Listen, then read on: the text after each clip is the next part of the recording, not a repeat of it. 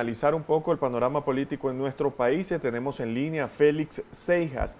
Él es director de la encuestadora Delfos. Señor Seijas, muy buenos días. Bienvenido al Espacio en la Mañana a través de todas las plataformas digitales de Benepress. Le saluda Fernando Tineo y este servidor Alberto Toro. Muy buenos días, Fernando Alberto. Un placer estar con ustedes. Gracias por el contacto. ¿Qué dicen las encuestas? ¿Qué dicen las encuestas? ¿La gente está o no de acuerdo con esta mesa de negociación que se está llevando a cabo con la mediación de Noruega, que pensábamos que había finalizado, que se habían levantado en la mesa, pero resulta que no? El día de ayer Noruega emitió un comunicado en donde ellos aseguran que estas negociaciones o estas reuniones continuarán con representantes tanto de Guaidó como de Maduro. ¿Qué dicen las encuestas? Bueno, la mayoría de las personas sí favorecen salidas pacíficas, salidas negociadas, salidas electorales. Y ahora, una parte de ella, por supuesto, es escéptica en cuanto a la posibilidad de que esto realmente pueda arrojar resultados, porque consideran que el gobierno pues, no está interesado como es lógico, ¿no? Pero sí lo favorecen, si quisieran. Es un asunto también de tratos sociales. Mientras el trato social es más bajo, las personas están mucho más abiertas a escuchar este tipo de iniciativas, ¿no? Y de apoyarlas. Son las personas que tienen necesidades urgentes, son las personas que tienen necesidades básicas, que están pasando hambre, que tienen problemas de salud bastante agudos. Y sí, ellos no es algo de este momento, ¿no? Esto ha sido siempre, son las clases que más favorecen, que más reclaman, más bien, que quizás poniéndose de acuerdo, pues se puedan solucionar sus problemas inmediatos. Ahora, la gente, cuando se le pregunta si quieren elecciones presidenciales con Maduro o sin Maduro, ¿qué les dicen a ustedes? Bueno, hay una parte importante de la población, nuevamente, es la mayoría, que dice que elecciones, si van a solucionar el problema, pues como sean. Recordemos que en la clase D y E está el 60% de la población. Esta es una realidad que no se ve reflejada en las redes sociales, como por ejemplo Twitter, ¿no? Donde estas clases sociales, si bien tienen presencia, pues tienen presencia minoritaria. Ahora, por supuesto que hay una porción de la población opositora que quiere que estas elecciones sean sin Maduro ni como presidente ni como candidato, ¿no? Es un sector de aproximadamente un 10% que está trancado allí. Esto no quiere decir que a la hora de plantearse un escenario electoral, el cual todavía no está, bueno, si bien está planteado, porque son cosas que se están discutiendo en esta mesa de negociación, pues todavía se está lejos de que ocurra, ¿no? Pero a la hora de plantearse, pues bueno, puede haber todo un trabajo comunicacional que parte de estas personas pues terminen aceptando y terminen presentándose a votar. Pero ciertamente existe esa parte de la población que está esperando que este proceso electoral sea sin Maduro. ¿Cuál es la evaluación que hace la gente de Juan Guaidó hasta ahora? Porque, por ejemplo, el día domingo, Juan Guaidó anunciaba que iban a hablar sobre el TIAR en la Asamblea Nacional y posteriormente dice que van a esta reunión en Barbados, y por supuesto esto causó un revuelo, al menos en las redes sociales. ¿Qué evaluación hace a esta altura del año el ciudadano sobre Juan Guaidó? Bueno, sigue siendo el referente opositor, sigue siendo la persona que aglutina la mayoría de las voluntades de diferentes sectores opositores.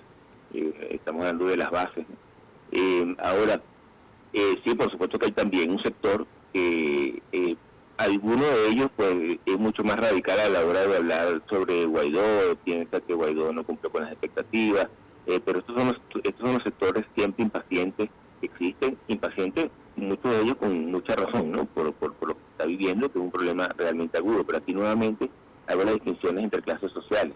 En las clases sociales bajas, los que quieren un cambio, que ocurra un cambio, pues no les importa si lo están tratando de hacer de una manera o de otra, ellos simplemente quieren que este cambio se produzca. Por lo tanto, favorecen y ven con buenos ojos que se estén haciendo diferentes esfuerzos. Pero es notable la caída de su popularidad con el tema de las decisiones que ha tomado en los últimos meses, esta mesa de negociación, sentarse con el régimen de Nicolás Maduro. ¿Su popularidad ha caído? No, fíjate, claro, con respecto a febrero, por ejemplo, ¿no? Que estuvo en su pico, estuvo en 63% aproximadamente, el apoyo, la confianza que él generaba en la población. Eso paulatinamente fue cayendo hasta un 55%, pero no todo es por molestia, ¿no? Parte de ello es por el efecto que nosotros llamamos efecto espuma, ¿no? En un momento, cuando aparece la figura de Juan Guaidó, todas las personas que quieren un cambio, incluso los que tienen las ideas más locas de cómo conseguirlo, bueno, se anotan ahí porque piensan que que es la oportunidad para que eso ocurra. Cuando empieza ya a correr el tiempo, se dan cuenta que no es la persona que va a hacer esas cosas quizás muy radicales, entonces empiezan a quitar esa parte que es minoritaria, empieza a quitar un poco el apoyo explícito y entonces esos números empiezan a bajar. Últimamente, en las últimas semanas, sí ha registrado otra pequeña baja, pero siguen siendo bajas pequeñas en comparación con lo que es la percepción de la gente, ¿no? Nuevamente, las redes sociales tienden a distorsionar esa percepción. Las redes sociales son importantes, están ahí, representan una parte de la población, pero tienen dos problemas. Primero, que está dominada por las clases A, B y C en su mayoría, y segundo, en cuanto a ruido, en cuanto a lo que transmiten, está dominada por las personas que tienen una posición más radical, porque son las que más hablan, las que más dicen, las que más pitean, las que más se ponen bravos y insultan y hablan duro. Entonces sí, las redes sociales causan una distorsión que hace pensar que las cosas son, algunas cosas son mucho mayores de lo que son en realidad. ¿Cómo influyó el informe que presentó Michelle Bachelet en la arena política? ¿De qué manera influyó, piensa usted? Bueno, eso es un hito importantísimo porque, por ejemplo, lo que ocurrió con el capitán de corbeta, es lamentable con el capitán de corbeta, la relevancia que tuvo a nivel internacional fue mucho mayor gracias a que acababa de estar aquí Michelle Bachelet y había ocurrido este informe. Este informe da pie a que otras organizaciones y países tengan una base como tomar decisiones y actuar o tomar posiciones incluso que quizás era más difícil si este informe no existiera.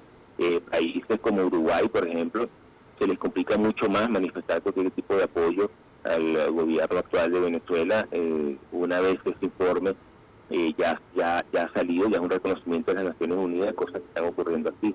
Este informe no es que automáticamente va a generar cosas, va a generar un cambio, como algunas personas podrían tener este tipo de expectativas que son erradas, por supuesto. Este informe simplemente es una piedra más, es un elemento más que complica, que pone más presión sobre el bloque de poder. Bueno, conversamos con Félix Seijas, a quien agradecemos por este contacto telefónico. Bueno, el señor tiene acá otra pregunta. Sí, quería preguntarle, ¿y los números de Nicolás Maduro cómo van? ¿Son muy bajos los números de Nicolás Maduro o tiene de alguna manera todavía algún piso político quien ejerce el poder en este momento? Claro, aquí hay varias cosas, ¿no? Primero que las personas que apoyan, que sienten confianza en Nicolás Maduro de manera directa, pues se puede ver bastante bajo si uno lo compara con los que eran los niveles de apoyo que tenía, por ejemplo, Nicolás Maduro o con los que tiene Juan Guaidó. Las personas que dicen confiar directamente en Nicolás Maduro es aproximadamente un 12%, 13% de la población. Hay otro 12-13% que se considera chavista, dice que es chavista, pero no está de acuerdo con la gestión que está llevando Nicolás Maduro. Esto no quiere decir que no vayan a votar por la revolución. Para ellos, pues, así no están de acuerdo con Nicolás Maduro, votarían por la revolución porque consideran que es la manera que la revolución se mantenga y después se solucionará el problema de Nicolás Maduro. Entonces, alguien puede decir, bueno, 12%, o si sumamos estos dos, el 5%, es pequeño. Bueno, es pequeño en comparación con el 60% que mantenía Hugo Chávez en sus mejores momentos, pero sigue siendo 25%, sigue siendo un cuarto de la población, y un cuarto de la población es bastante gente, suficiente como para uno, pero si uno no debe voltear la mirada por una persona, pues mucho menos por el 25% de la población. Son una realidad, están ahí, no los podemos ignorar y con ellos hay que trabajar. Así es. Muchas gracias por habernos atendido la mañana de hoy, el señor Félix Seijas.